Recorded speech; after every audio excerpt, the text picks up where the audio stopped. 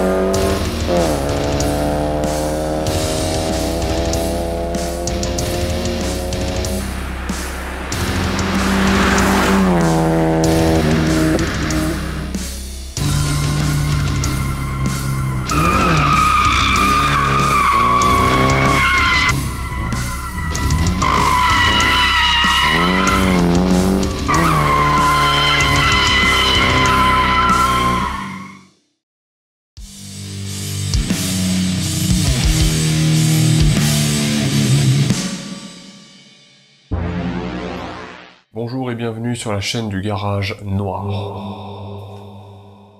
Dans cette vidéo, je vais essayer d'installer une gestion programmable sur ma Mazda Miata NB dans l'optique de la passer à l'éthanol et plus tard de lui monter un turbo. D'ailleurs, j'ai déjà fait pas mal de trucs sur cette voiture, donc si ça t'intéresse, il y a une playlist en haut à droite avec toutes les vidéos. Et je dis ça à chaque début de vidéo, mais je crois que tout le monde s'en fout en fait.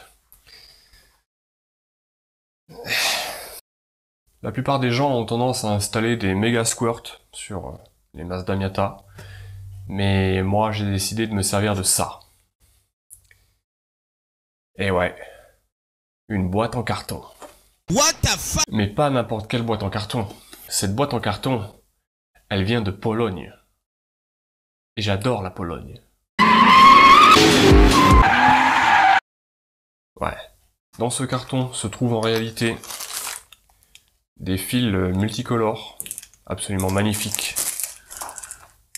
Wow. Une prise et des résistances, un câble USB qui a l'air assez long, un sticker où c'est écrit à l'envers, et enfin un EcuMaster DET3 Plus. Donc je te présente la future gestion programmable de cette voiture. C'est déjà ce que j'ai installé sur mon autre voiture, sur laquelle j'ai monté un turbo. Si t'as pas vu les vidéos, il y a une autre playlist en haut à droite. Et ce truc, ça coûtait moins de 200 €. Ce truc à la base, c'est un piggyback. Donc on va dire que ça intercepte le signal des capteurs, mais il y a aussi une fonction qui s'appelle le Fuel Implant, qui va me permettre de gérer directement les injecteurs. Ce que je vais essayer de faire. Bon, je précise, d'après les recherches que j'ai effectuées sur internet, que c'est pas très courant de monter ça sur ça. Et du coup, je vais faire les choses en plusieurs parties. Première partie, conversion de capteur MAF à capteur MAP. En gros, sur cette voiture, il y a un capteur MAF, qui veut dire Mass Airflow. En français, c'est débitmètre. C'est un truc gros comme ça, qui mesure la quantité d'air qui rentre dans l'admission. Je vais essayer de le supprimer. Et je vais le remplacer par le capteur MAP, qui se trouve dans l'EcuMaster.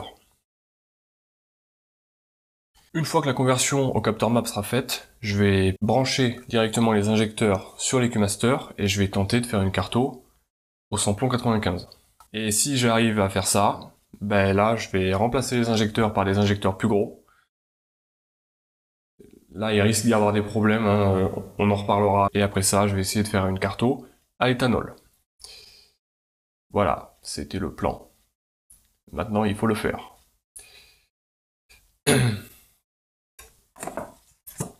J'ai déjà préparé un peu le travail en montant une sonde lambda wideband que j'ai achetée sur AliExpress. C'est la même que j'ai montée sur mon autre voiture, et franchement elle fonctionne très bien, donc j'ai repris la même. Tu peux voir que j'ai mis le mano ici pour l'instant, c'est provisoire hein, parce qu'il y a les câbles là, et moi j'aime bien quand il n'y a pas les câbles là. J'ai pris le plus après contact directement sur le plus de l'autoradio, il y avait une deuxième prise en rab, donc je me suis pris directement dessus. Et pareil pour la masse, je l'ai prise derrière l'autoradio, il y avait un petit pas de vis, et j'ai fait des espèces de pieuvres avec les câbles pour pouvoir dans l'avenir brancher d'autres trucs si jamais il faut.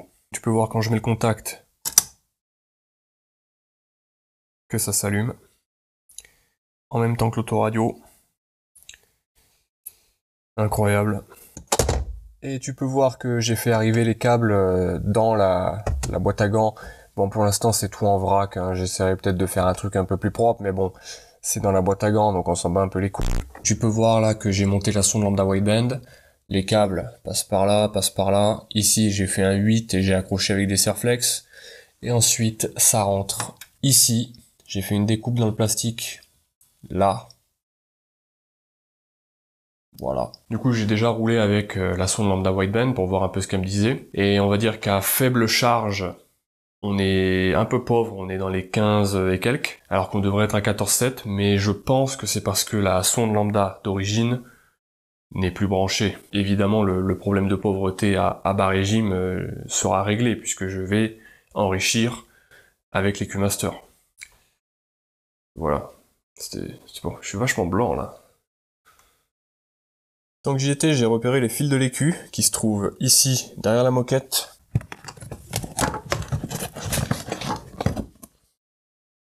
Waouh. Bon, c'était pas comme ça, hein, parce que là, normalement, il y a une plaque. Elle est là. Et pour enlever cette putain de plaque, il y avait des espèces de boulons qui avaient une tête ronde en fait. Tu pouvais pas mettre de douille dessus, donc il fallait un outil spécial. Outil spécial évidemment que je n'avais pas. Du coup je les ai démolis à grands coups de Dremel. Donc je vais pas pouvoir les remettre. Mais bon franchement, j'en ai un peu rien à foutre. Il reste toujours celui-là. Il y en a un autre là-haut. Et il y en a un autre au milieu aussi. On voit rien. Ouais là voilà. Bref, donc l'écu est là. C'est un B6 ML. Je l'ai noté 2 fois parce qu'en fait j'ai passé un coup de produit, ça a commencé à l'effacer. Donc ouais. Et tu peux voir que j'ai déjà repéré tous les fils qu'il me faudra pour brancher les Q-Master. Mais putain, mais ça fait le focus là. Bon, les fils, je les ai pas sortis de nulle part, hein. Je me suis servi de la doc que j'ai trouvée sur internet. D'ailleurs si t'en as besoin, tu peux me demander. Tu peux voir à quoi ça ressemble. Ça c'est les 3 connecteurs que t'as vus qui sont branchés dans l'écu. Et là, il t'indique en face de chaque pin à quoi ça correspond. Et comme ça, j'ai fait un schéma, tu vois, sur lequel j'ai mis, j'ai repéré les pins. Je sais pas trop si ça intéresse qui que ce soit ce que je dis, mais pourquoi je suis sombre maintenant, putain? Écoute, dans le doute, je t'explique, d'accord? Vite fait, je t'explique vite fait. Comme dans un premier temps, je vais simplement faire la conversion du capteur MAF au capteur MAP. Il va falloir en fait que je branche le fil qui vient du débitmètre. En fait, je l'ai repéré. Si jamais tu le veux, d'ailleurs, je te le dis. Je l'ai pas vérifié encore, mais normalement, c'est la pin 2L. La pin 2L, tu peux voir qu'elle est vert clair et noir. Donc ce fil, dans un premier temps, je vais pas le couper, je vais simplement le dénuder et je vais récupérer le signal et le brancher dans les Q-Master. Ok frérot, les Q-Master est branché.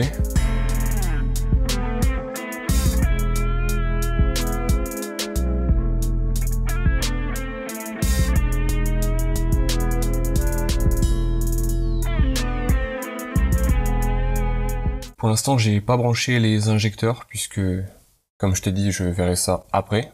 J'ai l'ordi à côté de moi et j'ai déjà fait quelques réglages. Je me suis basé sur les réglages d'un mec qui a fait une installation similaire sur quasiment la même voiture. Moi, je suis désolé, j'ai été obligé de mettre la caméra sur le capot parce que j'ai cassé la ventouse. Ok, bon bah c'est l'heure de démarrer.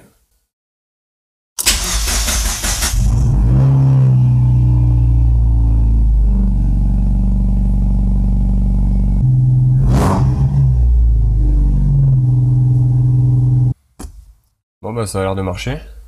Maintenant il va falloir que je roule avec la voiture et ensuite je vais aller dans les logs, je vais faire clic droit, conversion MAF vers MAP, ça devrait mettre les valeurs sur la carte.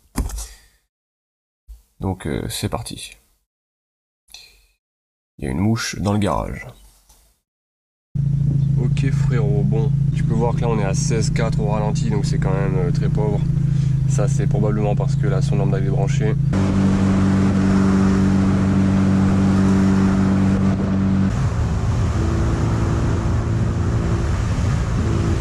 Maintenant ce qu'il faut faire c'est accélérer à fond, et comme ça il va prendre le log, et ensuite il va pouvoir faire la conversion tout seul.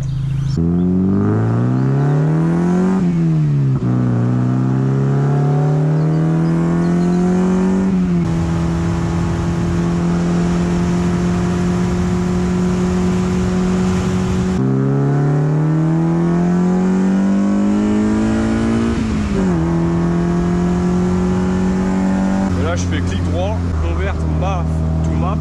Toute la partie droite, il n'y a rien, c'est normal, c'est parce que c'est en prévision du turbo en fait. Je remarque également que apparemment le ralenti reste un peu plus haut qu'avant, sûrement parce que la sonde lambda est débranchée du coup. Mais on a quand même pas mal de valeurs, tu vois, moins 25 jusqu'à 64. Donc normalement si je choisis tout ça, je fais clic droit, je fais interpolate. Et j'ai tout baisé, voilà. Ok, donc là on est à combien de tours? Là on est à 1600, on n'est pas à 1600, il me dit 900 lui là. Ça fait quoi si je fais ça? Donc c'est plus 6 alors? 8. Là il me dit 800, voilà, 830 tours. Je vais refaire convert MAF ta mère. Voilà, donc là maintenant on a des valeurs qu'il faut. Ça, je mets 0. Là, il n'y a que dalle, donc on met 0, voilà. F10, save-moi cette merde. Merci. Allez. Comment je fais demi-tour maintenant?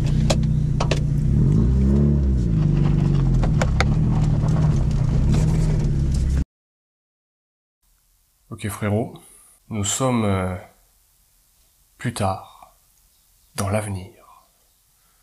Enfin, l'avenir du passé. Bref, j'ai fait des trucs, et il s'est passé des trucs, et je vais te raconter.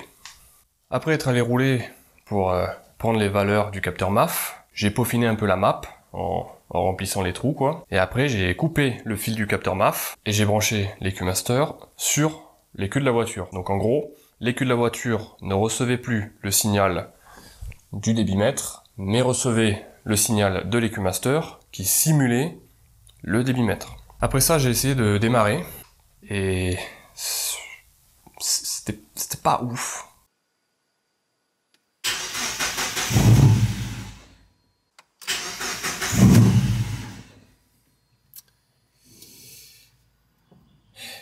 Du coup la voiture avait pas mal de problèmes à démarrer, et quand elle arrivait à démarrer, je voyais au mano que c'était beaucoup plus riche.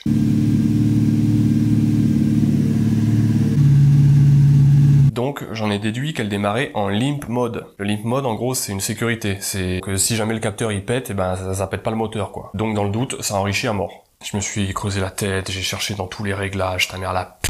Il y avait des trucs que je savais pas en fait, donc il fallait régler des trucs. Et du coup aussi quand on est allé rouler ensemble là, je me suis rendu compte que l'ordi n'indiquait pas le même nombre de tours minutes que le contour. Et en fait c'est parce qu'il y a un endroit là où c'était sur 2 et il fallait mettre 8. Et du coup je me suis dit, ouais mais alors attends, toutes les valeurs elles ont été prises avec un réglage qui était pas bon. Et oui. Je suis allé rerouler avec la voiture, j'ai fait un trajet assez long en variant les charges et les régimes, et après j'ai refait convert MAF to map, et j'ai eu raison de le faire parce qu'il m'a effectivement indiqué des valeurs qui étaient quand même assez différentes de ce qu'il avait trouvé la première fois. Et après j'ai redébranché le câble du capteur MAF, oui parce que forcément je l'avais rebranché pour, enfin bref on s'en fout, mais du coup je l'ai redébranché pour voir si ça marchait quoi. Et au début c'était assez merdique quand même hein.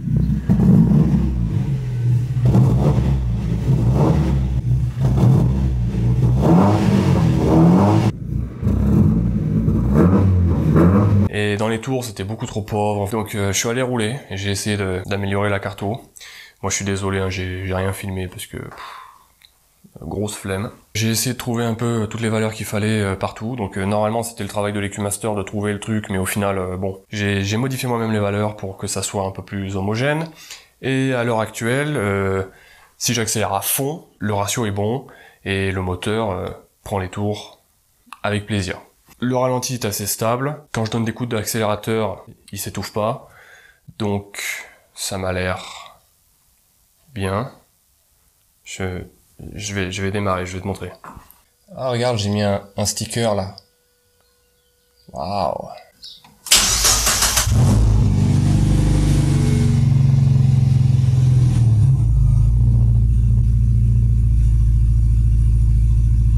Donc là, c'est pauvre, mais c'est normal, hein. Il était déjà pauvre, donc moi, je vais enrichir après. Tu peux constater que le moteur tourne bien.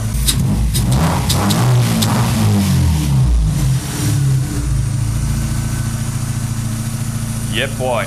Nous pouvons officiellement dire que le débitmètre est supprimé. Enfin, il est toujours là parce qu'il tient le cône, mais il est plus branché à l'écu, quoi. Donc, cette voiture a maintenant un capteur map. Ouais. Et la prochaine étape va donc être de couper le fil des injecteurs et de le brancher dans l'écu master. Ah oui, j'ai reçu l'adaptateur là pour l'antenne et c'est pas le bon.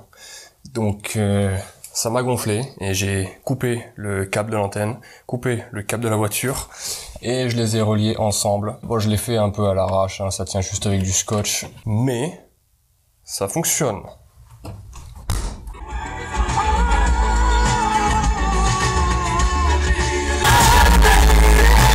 Donc j'ai l'immense plaisir de t'annoncer que je peux enfin écouter Nostalgie en allant à Intermarché.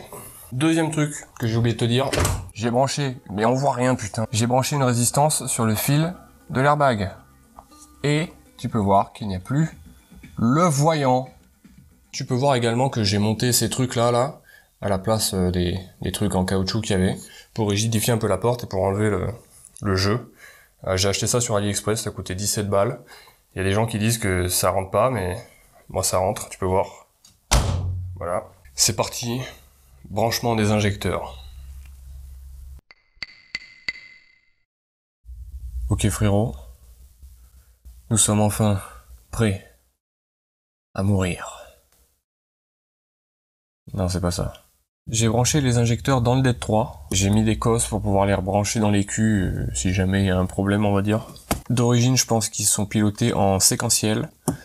Et là, je les ai réglés en Bankfire. Je vais pas t'expliquer ce que c'est, mais bon. En gros, si ça déconne, ben, je vais le mettre en Batchfire. Donc j'ai l'ordi à côté de moi. J'ai déjà fait des réglages. C'est parti, on va essayer de démarrer.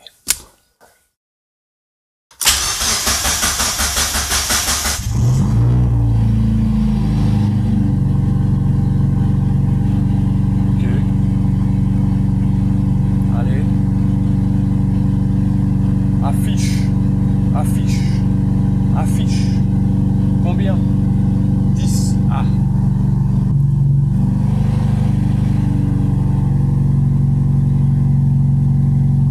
Ouais.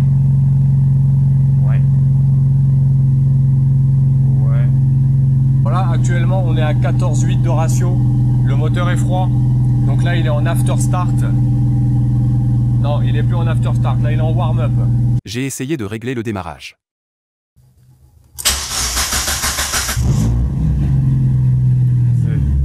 C'est pas parfait là, c'est pas ouf.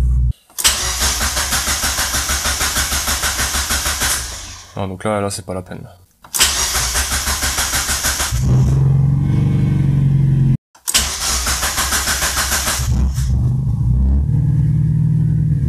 C'est pas encore ça.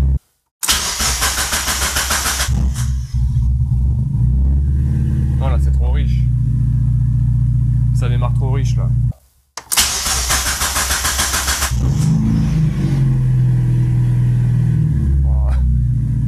C'est pas tout à fait ça encore. Hein. Donc là le ratio est à 14,7. Nickel. Si j'accélère, il y a un trou.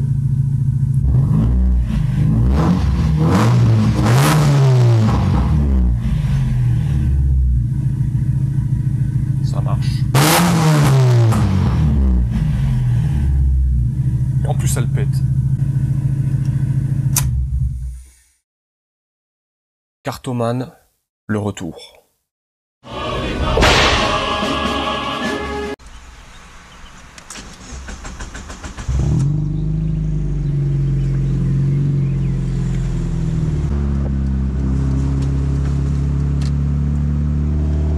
l'instant, quand je lâche la pédale, ça va pas couper l'injecteur. Donc en fait, quand je lâche la pédale, ça continue d'injecter de l'essence. Et c'est un petit peu casse-couille. Donc arrête de faire ça, s'il te plaît. Ok.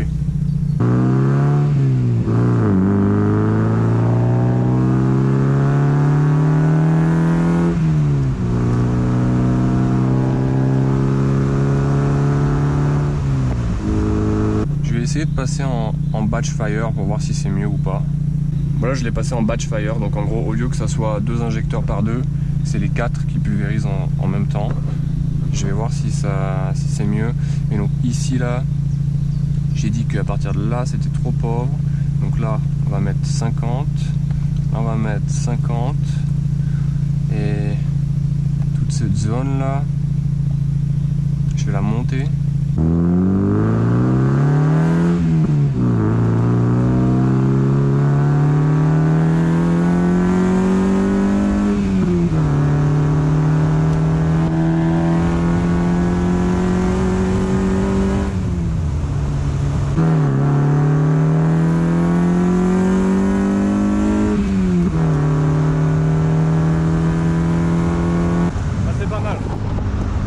Légèrement enrichir encore plus en haut là et à droite, mais là c'est pas mal. Allez, casse-toi. Non, pas là, putain, mais quel con. Donc là le 65 c'est un petit peu trop. Ici on va mettre 60 pour voir, et on va enrichir un peu plus, peut-être là.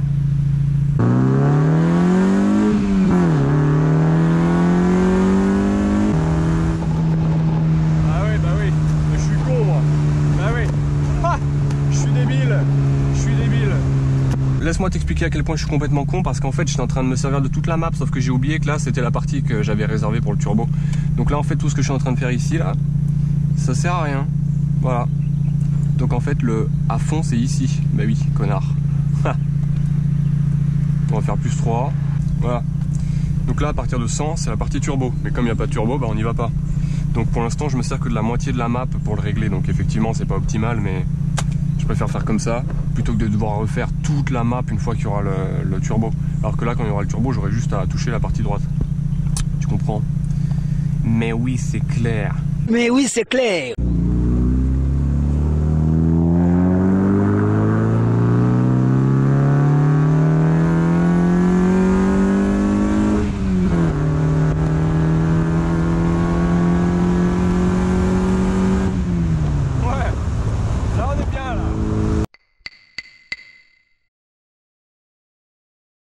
Bon, mais ça me paraît pas mal. Actuellement la carto n'est pas parfaite, mais c'est pas le but puisque je vais prochainement remplacer les injecteurs. Mais les ratios sont globalement bons, donc nous pouvons officiellement dire que cette voiture tourne sur un EcuMaster. Malheureusement, j'ai le regret d'annoncer que cette vidéo va s'arrêter là. Donc merci d'avoir regardé le garage noir. Et à plus.